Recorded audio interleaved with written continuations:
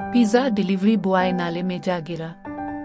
Jalalpur जटाहे उदेवाली stop के करीब गांव हंजरा जाने वाली सड़क के कटाव पर एक अफसोसनाक वाकया पेश आया। पिज्जा बॉय मोटरसाइकिल समेत नाले में जा गिरा और शदीद जख्मी हो गया। अहले इलाका ने बरवक्त कार्रवाई करते हुए रस्सी फेंककर नौजवान को नाले से बाहर निकाला। जख्मी को तिब्बी इमदाद के लिए करीबी अस्पताल मुंतकिल कर दिया गया।